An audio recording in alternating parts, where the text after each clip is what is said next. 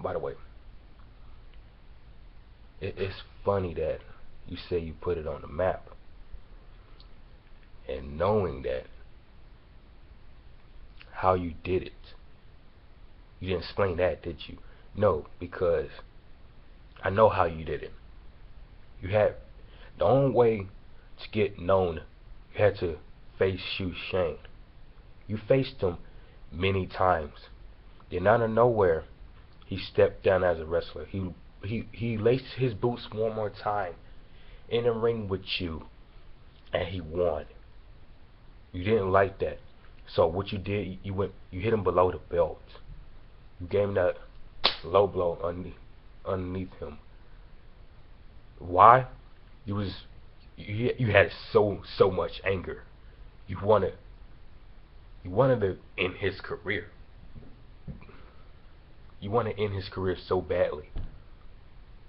I don't know why. It's kind of messed up because you had so much anger at him because he was winning all the time and you was losing. Why? Because he had the upper hands in his whole match. He wasn't focused on beating you. He wasn't focused on winning. All he was focused on was you keep letting yourself down. Every match you went into with Shu Shang, you was focused on trying to beat the shit out of him. While he was focused on like, I got the upper hands, I got the skills, I can manage to beat him. I can manage to beat him. And he did. He beat you every single time. You hated that. You hated it so much.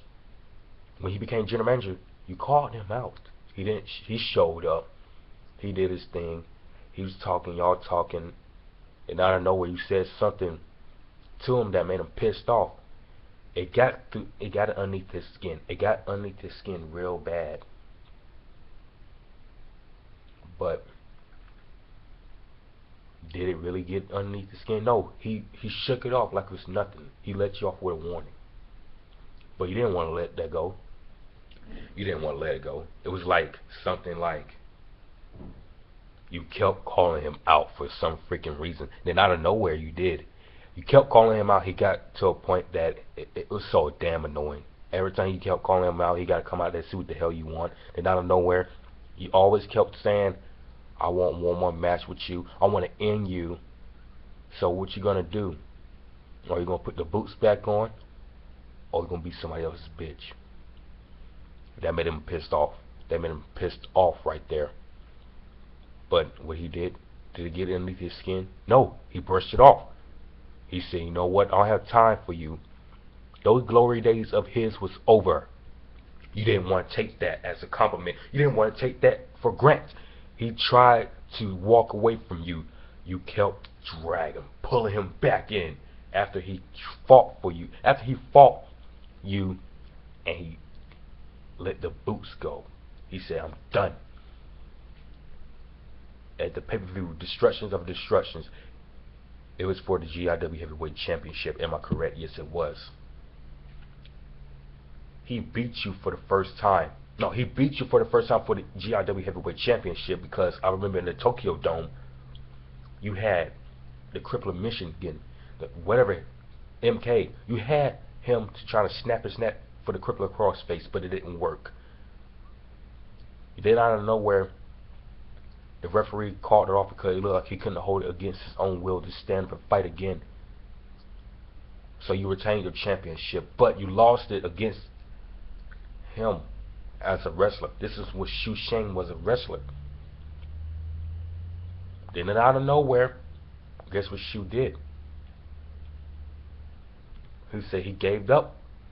He wanted to be a general manager. What he did, he made the championship. He made the GIW Heavyweight Championship vacated. You got mad.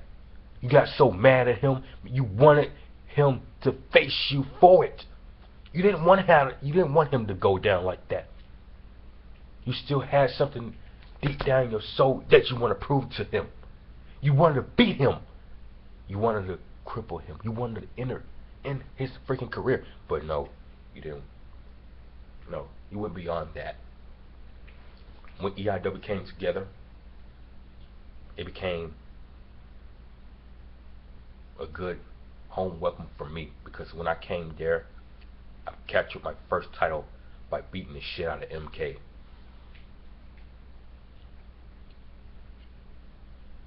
MK was holding that belt. It was still named the Grand Prince Championship. It was still named that. Shu Shang didn't want to change it just yet till I held the belt. That's when he wanted to change it. Then out of nowhere, I won it on my first try. Not even no hesitation, MK. Not even no hesitation, I beat him. That when Shu Shang changed it to the Risk Taker Championship. I became the very first guy who held that belt for a very long ass time. I lost it. I lost it against MK. Then I got it back again. I lost it again, and I got it back again, and I lost it again, and I got it from you.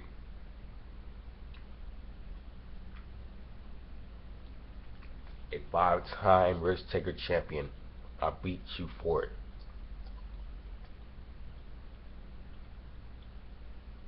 It was crazy because both belts was on the line. The Risk Taker champ. I remember this as clear as day.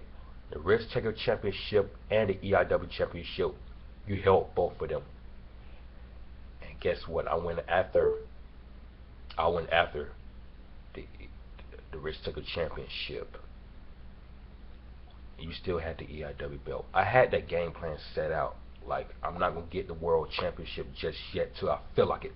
Till I feel like I'm ready to be a world champion. At Wrestling Coliseum, that was my moment right there. And I know for a fact I was ready to be world champion. And I beat you. The reason why you left the EIW heavyweight champion and went on and defended somewhere else, because this is why. You didn't want to see Shu face again. You know for a fact that Shu will put you in a match against me. Shu knows if he put it in a match against me, it was going to be a good ass main event. But no, you had to walk away from it. Why? You still wanted some unfinished business with Shu Shang. You still wanted some unfinished business, but you couldn't get it. So the only way you could get underneath his skin, you had to walk your ass out and defend the titles elsewhere. When I say elsewhere, you defend it around the world.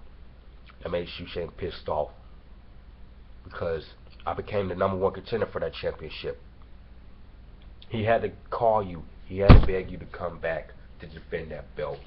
You didn't want to show your face, but you came on your own terms.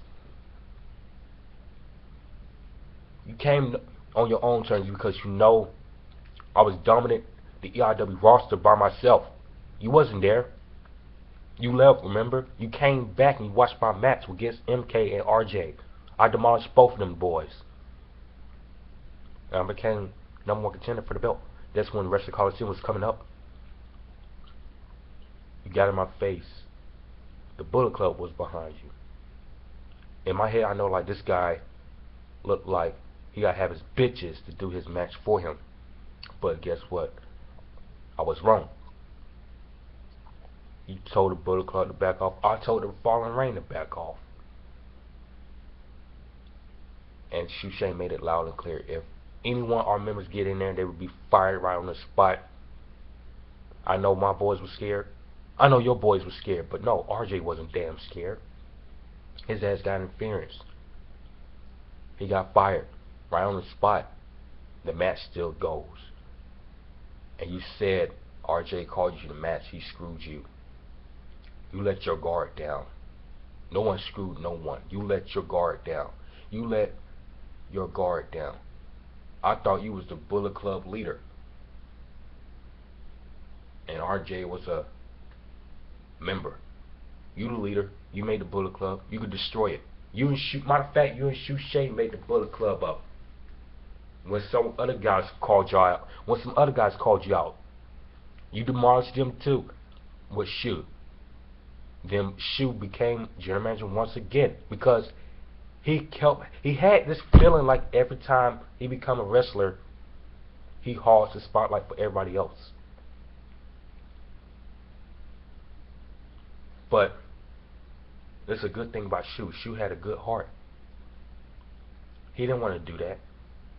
He only became a wrestler because of you. He only became a wrestler because of you.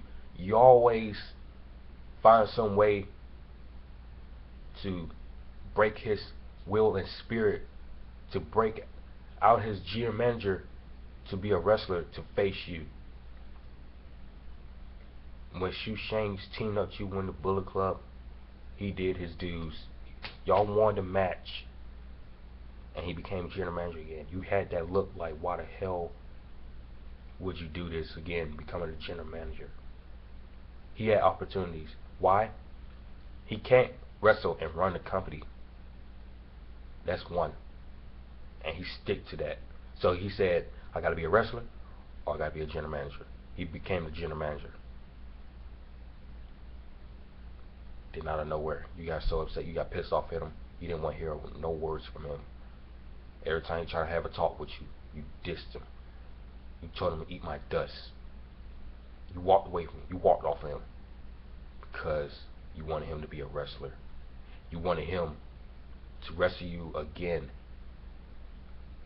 See you championship. You want him to wrestle you again for the EIW championship. He turned that down in a heartbeat.